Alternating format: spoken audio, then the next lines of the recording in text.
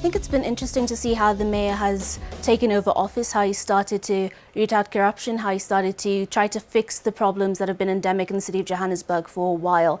The new administration is obviously going to be quite a lot smaller than the previous administration was under Parks Tau. I think we're starting to see a much more streamlined city of Johannesburg. I think we're still seeing the overall view of what you want Johannesburg to be in 2040 is much the same.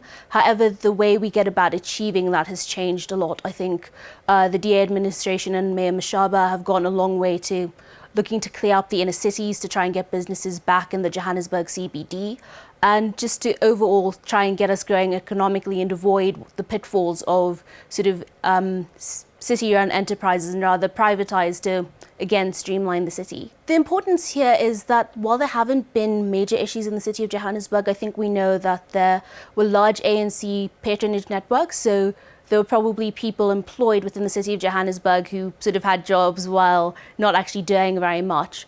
And then, while we haven't heard it yet, you look at things such as the Johannesburg Youth Employment Propeller, which was run by Parks Tau's wife.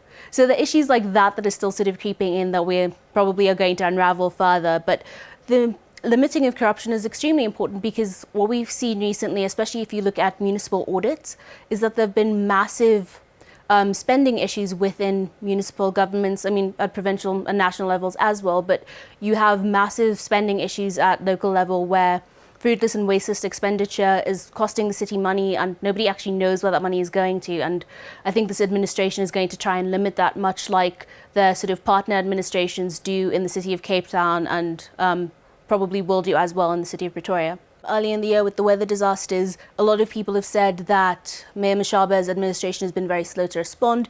There are still small things, you know, traffic niggles creep in and people say his administration has been slow to respond, but I think he's facing the problem of rising expectations. Because they have started to do so well, people are expecting a lot more instancy and urgency in the way their problems are handled, and I think we need to remember that it takes time, but overall what this administration has done so far has actually been very promising. I think that Herman comes across as someone who doesn't want to be seen as a politician, the sort of traditional sense of someone standing up on a podium and telling people what they should or shouldn't be doing.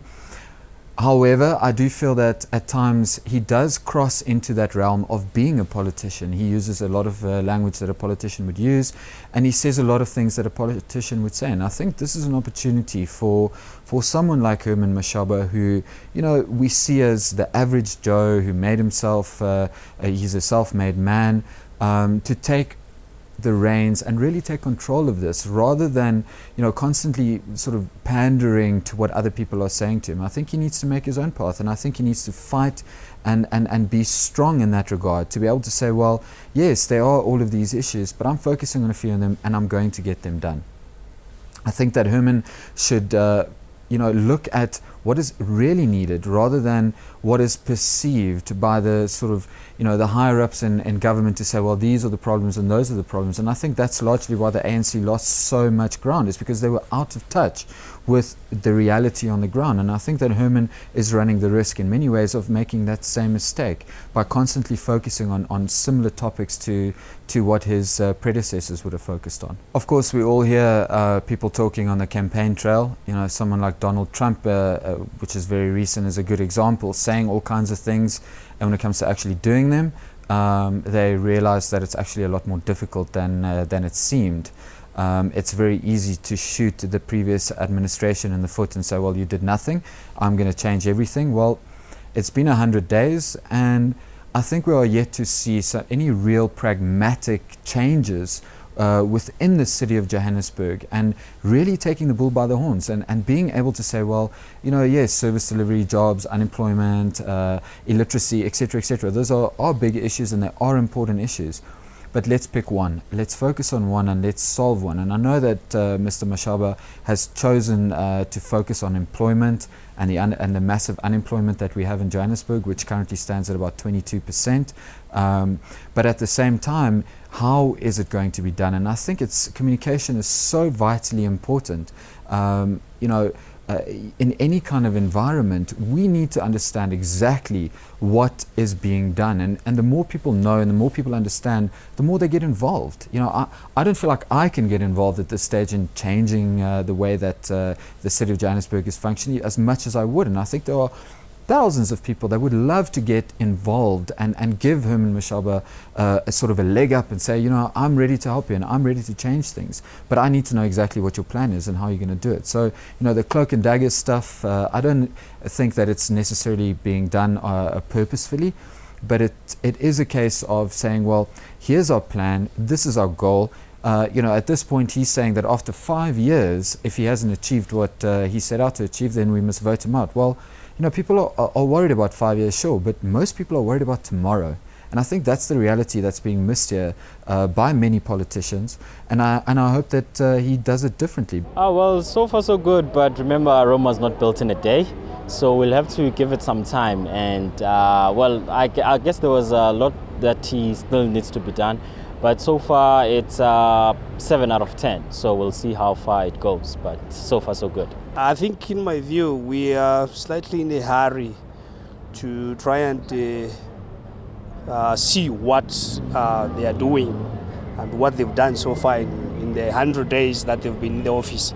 I feel like we are a bit in a hurry to do that, but we're still confident that they are going to change things in Johannesburg. So that one, I'm so sure that they will be able to change, because ANC as an opposition party in Johannesburg is still pushing to win back the seats that they lost. So I don't think that they will be able to sleep and be comfortable and be content that they have to do something. I don't have any expectations anymore for anybody in office, because they've lied continuously and they will tell another lie to cover another lie. So basically, as a person that's living in the 21st century, is that I don't care. They could be in 200 years in office. They're never going to rectify what they've done. As empty promises, they've never been delivered.